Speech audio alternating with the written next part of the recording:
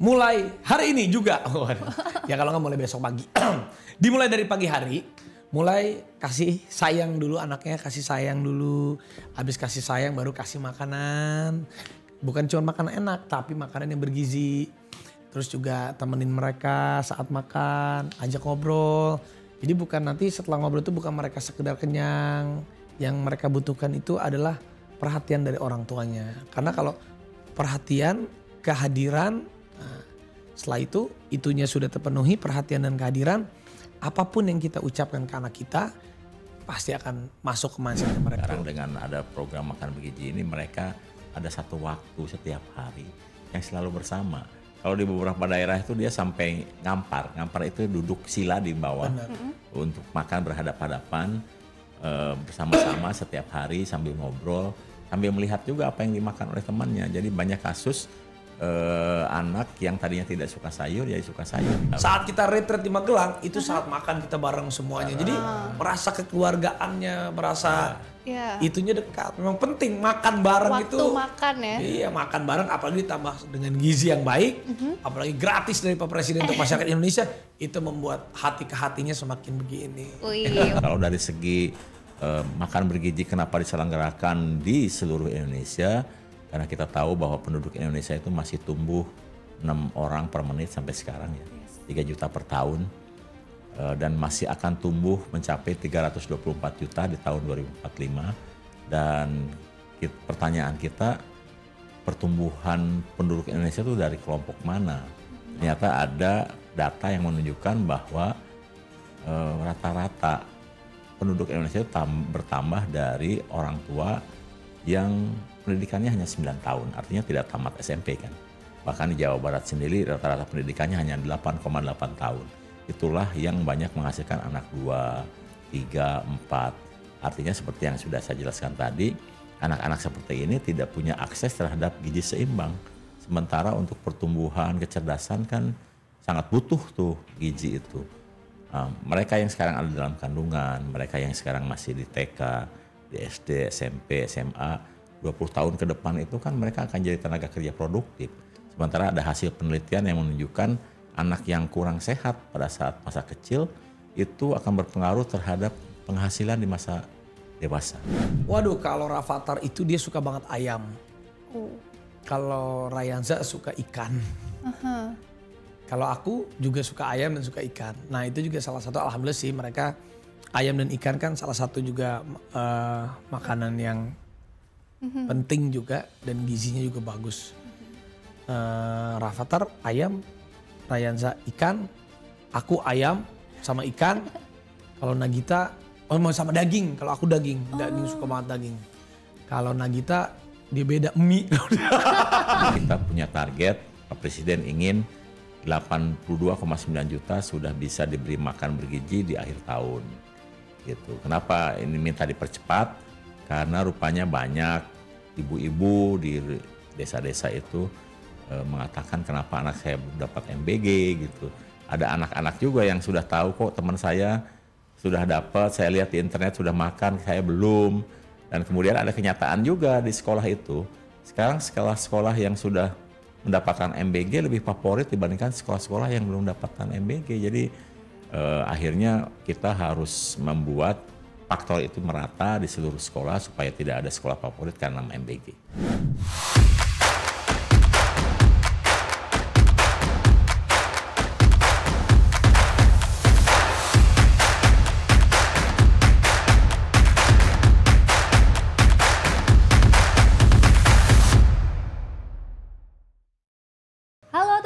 Selamat datang di podcast Gemas, Generasi Emas, Generasi Sehat. Dan tentunya podcast ini dipersembahkan oleh Direktorat Promosi dan Edukasi Gizi, Deputi Bidang Promosi dan Kerjasama Badan Gizi Nasional. Senang sekali hari ini saya Kartika Berliana kembali dapat menemani teman Gemas semua ya, dengan tema yang spesial sekali di episode yang spesial, yaitu dari rumah ke sekolah, gizi anak jangan sampai tertinggal. Dan tentunya hari ini sudah hadir di studio tamu yang juga sangat spesial sekali. Selamat datang Bapak Kepala Badan Gizi Nasional, Bapak Dadan Hindayana. Halo Profesor, Bapak atau gimana nih aku sebutnya? Akang Profesor. Akang Profesor. Selamat datang Akang. Terima kasih atas waktunya.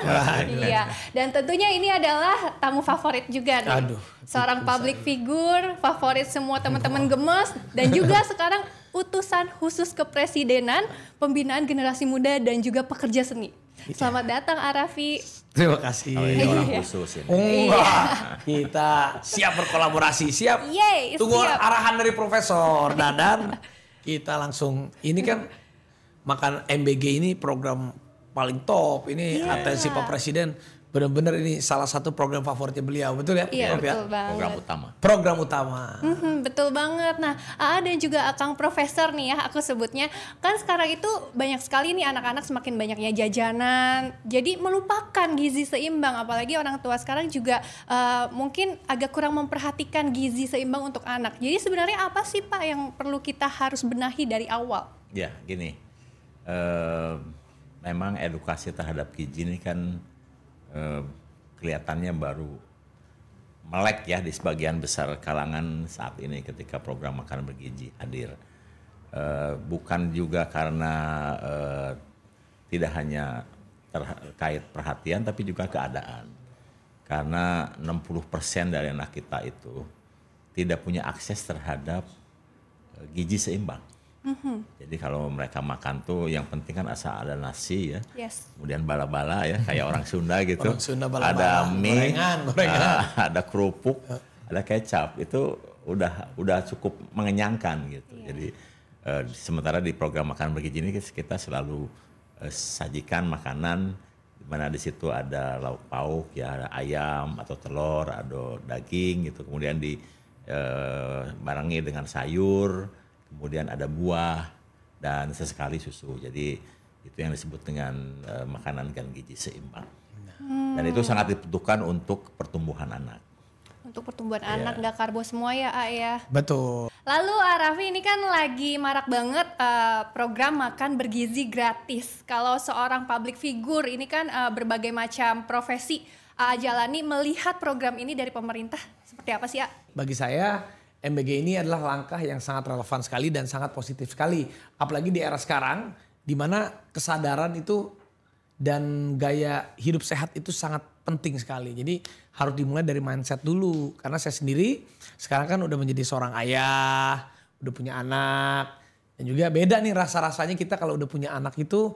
Apalagi juga sekarang ya masih jadi public figure juga, punya rasa tanggung jawab yang lebih, bukan cuman untuk diri sendiri tapi juga untuk keluarga, untuk masyarakat luas. Apalagi menurut saya ini program MBG ini sangat-sangat bagus.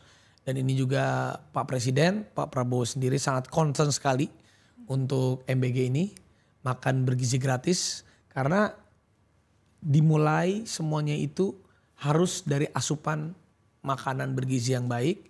Sehingga menimbulkan fisik yang oke. Lalu kita juga bisa berpikir dengan baik. Jadi kalau memang, tapi kan memang agak-agak rumit ya kalau kita ngomongin gizinya itu enggak. Jadi kita harus pendekatan ke masyarakatnya itu memang harus luwes, dibantu dari mindsetnya mereka dulu. Kita terjemahkan ke mereka dengan gaya hidup yang sehat, yang bahasa Sundana teh enakeun lah gitu, ngasih tahu, bukan yang menceramahi atau yang menggurui harus makan bergizi yang mengandung ini enggak begitu. Tapi kita harus kasih edukasinya yang emang penetrasinya itu santai sehingga masuk ke semua lapisan kalangan masyarakat. Kalau kata Profesor, benar kata Profesor Dadan, bukan makan enak yang dibutuhkan oleh generasi-generasi kita ini, tapi makanan yang ada isinya, makanan yang bergizi. Kalau makan enak, makan kenyang aja, nantinya bahasa Sundanya bisi kuna naon gitu. Tapi Saya kalau lihat Arafi pernah makan ayam pop 16. tapi saya imbangi dengan olahraga terkadang Bro. Iya, Jadi kan karena- yang tahu badan kita. Jadi tapi yang paling terpenting itu ya edukasi ke masyarakatnya untuk makanan bergizi. Kita harus lebih relate, menyampaikannya lebih gembira. Yes. Jadi orang-orang tuh tidak terintimidasi, nggak pusing gitu kan. Oh makanan bergizi apa sih? Tapi kita masuk itu bisa kita dengan style-style anak zaman sekarang. Ih keren banget nih. Ini ada kolaborasi dengan AA juga nih sebagai bagian dari generasi muda, wakil Ya, generasi tentu muda. saja karena target kita kan sebagian besar Ya.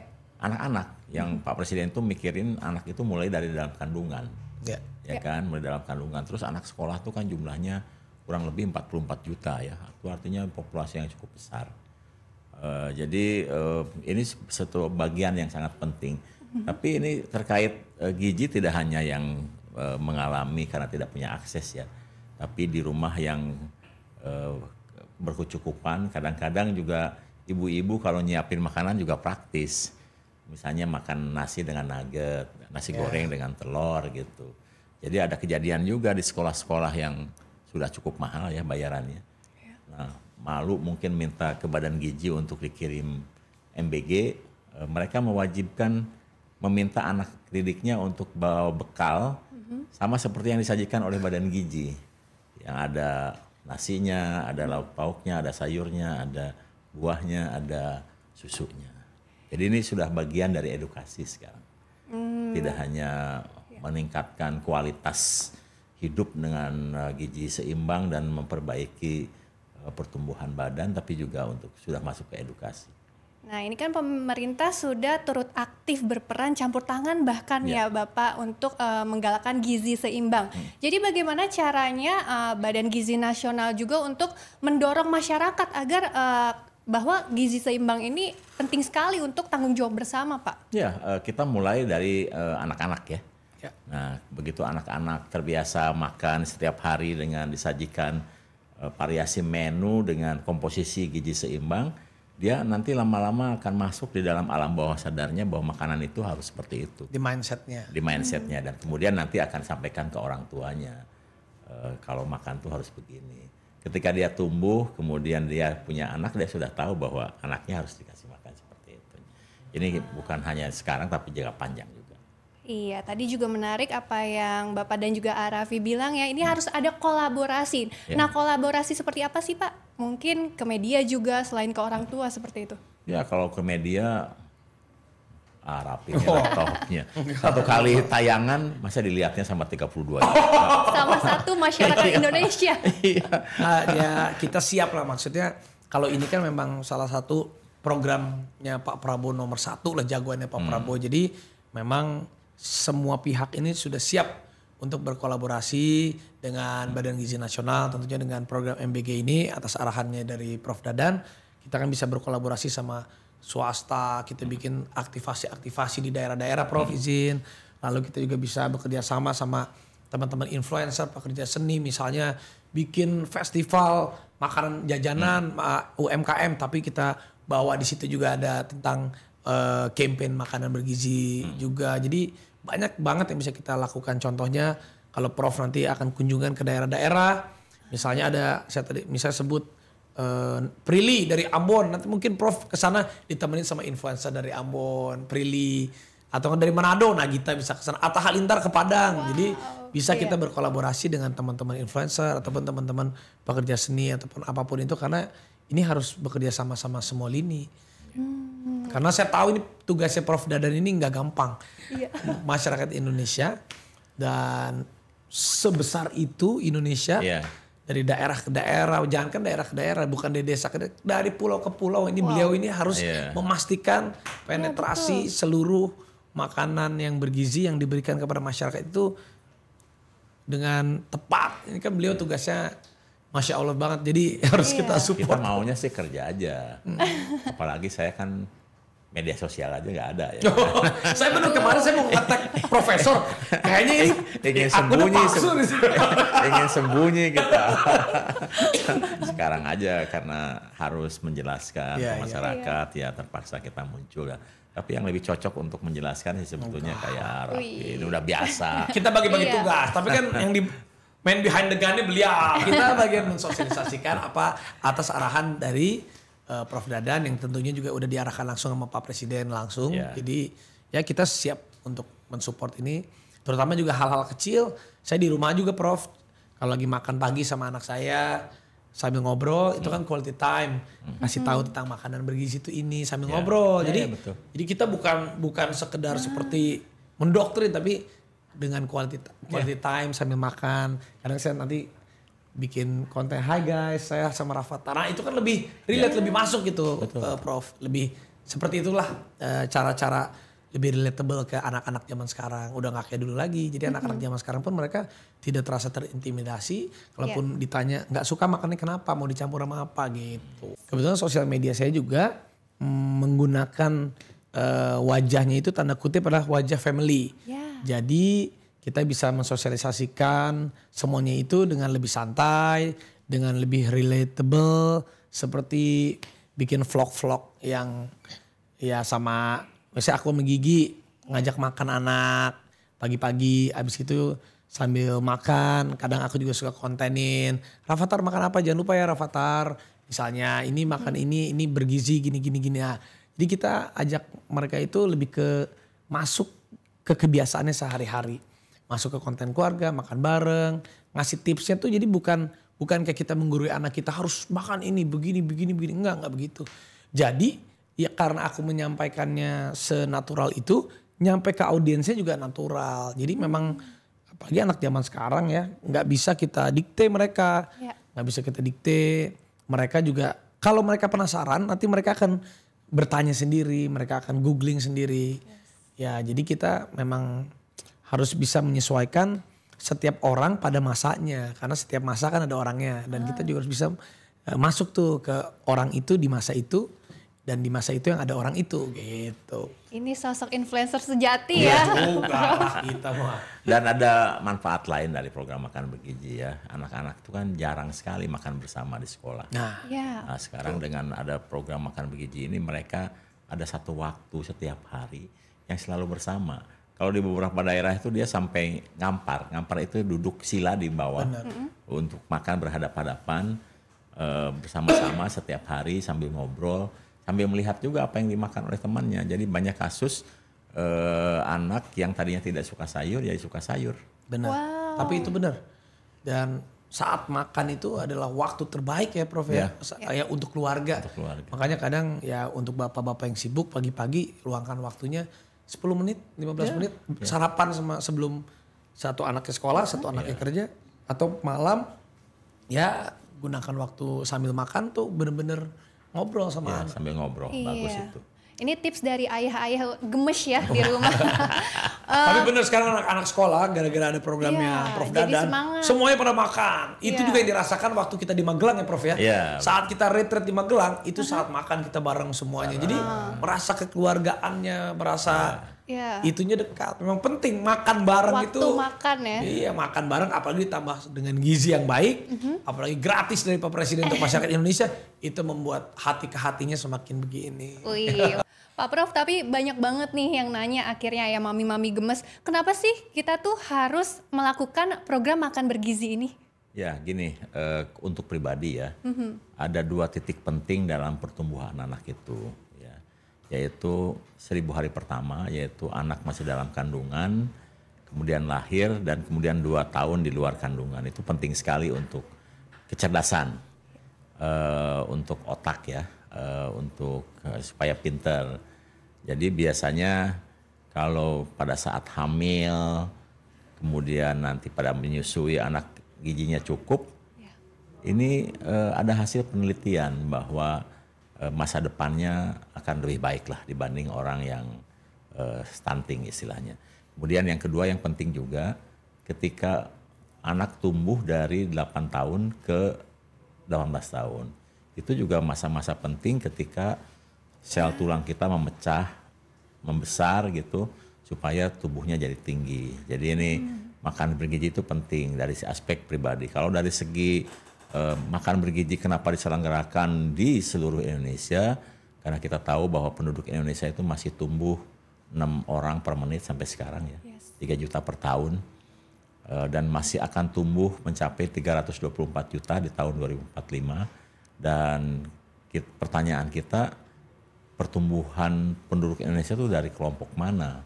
Ternyata ada data yang menunjukkan bahwa rata-rata penduduk Indonesia itu bertambah dari orang tua yang pendidikannya hanya 9 tahun, artinya tidak tamat SMP kan. Bahkan di Jawa Barat sendiri rata-rata pendidikannya hanya 8,8 tahun. Itulah yang banyak menghasilkan anak 2, 3, 4. Artinya seperti yang sudah saya jelaskan tadi, anak-anak seperti ini tidak punya akses terhadap gizi seimbang. Sementara untuk pertumbuhan, kecerdasan kan sangat butuh tuh gizi itu. Mereka yang sekarang ada dalam kandungan, mereka yang sekarang masih di TK, di SD, SMP, SMA, 20 tahun ke depan itu kan mereka akan jadi tenaga kerja produktif. Sementara ada hasil penelitian yang menunjukkan anak yang kurang sehat pada saat masa kecil itu akan berpengaruh terhadap penghasilan di masa dewasa. Jadi ini penting sekali, makanya Pak Presiden mengatakan sebagai langkah strategik.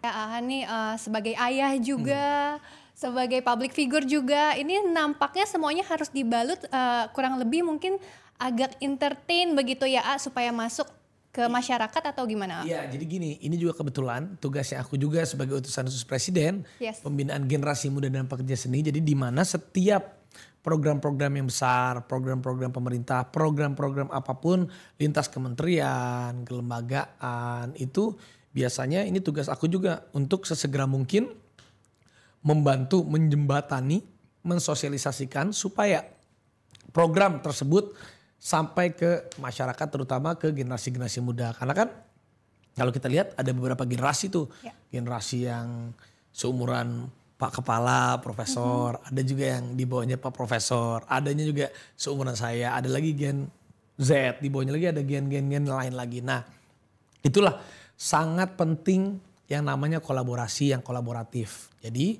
berbagai macam pihak juga perlu kita sentuh mereka. Selain teman-teman influencer, dari influencer, mega influencer, dari makro, mikro, sehingga juga kita ke pihak swasta juga. Lalu kita bekerja sama dengan segala elemen lapisan masyarakat. Dan ini tugasnya saya juga kadang setiap minggu 2 kali, kadang aku setiap minggu pergi ke kota-kota untuk mensosialisasikan apapun programnya Pak Presiden. Apalagi ini MBG juga salah satu concern banget. Jadi emang kita harus berkolaborasi. Korelasinya gizi dengan SDM di masa depan, apalagi tadi ada fase kritis kedua pertumbuhan ya, 8 sampai tadi ada 18 tahun ya. Prof, itu gimana sih Pak? Ya gini, saya kan kebetulan punya 2 anak ya. Dua-duanya laki-laki. Sekarang sebetulnya ada grafik yang dihasilkan tahun 2024. Tapi saya dari dulu sudah yakin bahwa pada saat anak di kandungan ini kita sudah mulai kasih gizi yang bagus. Ketika dia tumbuh dari 8 sampai 18 tahun, kita perhatikan juga gizinya. Dan alhamdulillah ternyata tinggi badan anak itu tidak hanya dipengaruhi oleh genetik, tapi juga oleh kualitas makanan. Makanya 2 anak saya alhamdulillah, yang pertama tingginya 181 ya, yang kedua tingginya 185. Itu pasti karena gizi yang bagus. Gimana sih caranya Aan nih mungkin semangatin para orang tua, terutama nih mami-mami temen gemes semua, ini caranya untuk memberi makan anak-anak gizi seimbang dari rumah? Oke, jadi mulai hari ini juga, ya kalau nggak mulai besok pagi, dimulai dari pagi hari, mulai kasih sayang dulu anaknya, kasih sayang dulu, habis kasih sayang baru kasih makanan, bukan cuma makanan enak tapi makanan yang bergizi, terus juga temenin mereka saat makan, ajak ngobrol, jadi bukan nanti setelah ngobrol itu bukan mereka sekedar kenyang, yang mereka butuhkan itu adalah perhatian dari orang tuanya, karena kalau perhatian, kehadiran, nah, setelah itu itunya sudah terpenuhi perhatian dan kehadiran, apapun yang kita ucapkan ke anak kita pasti akan masuk ke mindsetnya mereka. Jadi kitanya juga harus nunjukin dulu ke anak kita bahwa kitanya juga ada buat mereka. Kan enggak ya 15 menit juga udah sangat quality time. Jadi quality time itu penting sekali untuk anak kita.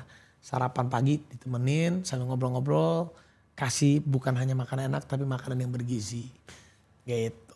Kita kan juga ingin menyongsong Indonesia Emas 2045. Betul.